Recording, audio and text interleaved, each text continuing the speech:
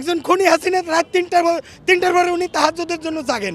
তো জাগার পরে কি তাহাজ্জুদ পড়েন এই জাতি জানে উনি কোন ধরনের তাহাজ্জুদ পড়েন। আগুনটা কি ওই আল্লাহর ফেরেশতারা এসে ধরাইছে নাকি জিনে? তো প্রথম দায়ী হলো অথর্ব একটা উপদেষ্টা।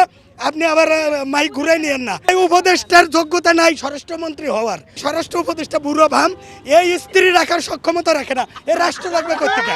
আসিফ নজরুল সে ছাত্রীদের সাথে প্রেম করতে করতে তার আর এই আইন নিয়ে ঘাটাঘাটির সময় নাই। জি ম্যাডাম, অঙ্ক খুব সহজ। আমি এটা আপনি হয়তো আমাকে পছন্দ করবেন না সাক্ষাৎকার নিতে। আমি ছোট করে বলি যে এই বঙ্গ মার্কেট আপনার পিছনেই, এটা এখান থেকে 2-1 মিনিটের রাস্তা। রাত 3টার পরে সেখানে আগুন ধরে।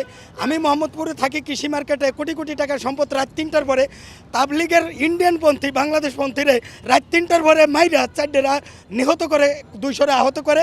এবং রাত 3টার পরে যুবলীগের বলা যুবলীগ রাজহাঁস জবাই করিয়া আরেক মহিলাকে রাত 3টার পরে রানতে বলে, না রানলে সকালবেলা তারে আইনা পুরাই দেয় সেই মহিলাকে। এবং রাত 3টার পরে কিন্তু 7 জন খুন হয় জাহাজে, সবই রাত 3 পরে। একজন খুনি হাসিনা রাত 3টার পরে উনি তাহাজ্জুদের জন্য জাগেন। তো জাগার পরে কি তাহাজ্জুদ পড়েন এই জাতি জানে উনি কোন ধরনের তাহাজ্জুদ পড়েন। ওনার তাহাজ্জুদ হলে সচিবালয়ে আগুন দেওয়া। এখানে মিনিমাম 10 কোটি টাকা কোনো আওয়ামী লীগের দোসরকে দেওয়া হয়েছে রয়ের মাধ্যমে, যে তুই সারা জীবনে পাবি কত 1,50,00,000, আর তুই 10 কোটি পাবি, তোর চাকরি বাকরির দরকার নাই, তুই এখানে এই কামটা করে দে, হাসিনাও ফিরে আসুক, হ্যাঁ রাজার মেয়ে রাজা আবার জনগণরে দিবে সাজা। এই হলো শেখ হাসিনার প্ল্যান। আর কিছু বলতে চাই না। এখানে আমি এখনও ঢুকতে পারবো না। আমি তো দূরের কথা, আপনি বিশাল বড় সাংবাদিক, আপনিও ঢুকতে পারবেন না। তাহলে এখানে আগুনটা ধরাইলো কেটা? আগুনটা কি ওই আল্লাহর ফেরেশতারা এসে ধরাইছে নাকি জিনে? নাকি এখানে কারা ধরাইছে? এখানে আওয়ামী লীগের টাকা খাইতে খাইতে খাইতে খাইতে যারা এখন ডাইন নাদ দিয়ে বাম দিয়ে সিগনেচার করে খাইতে পারে না, সমস্যা হয়, নাহিদরা বাধা দেয়। এখন এই জন্য প্রথম দায়ী হলো অথর্ব একটা উপদেষ্টা। আপনি আবার মাইক ঘুরাই নিয়েন না। এই উপদেষ্টার যোগ্যতা নাই স্বরাষ্ট্রমন্ত্রী হওয়ার, উপদেষ্টা হওয়ার। আমাকে যদি স্বরাষ্ট্র উপদেষ্টা করা হয়, আমি 3 দিনে বাংলাদেশকে দেখাই দেব যে কাকে বলে উপদেষ্টা, স্বরাষ্ট্র উপদেষ্টা।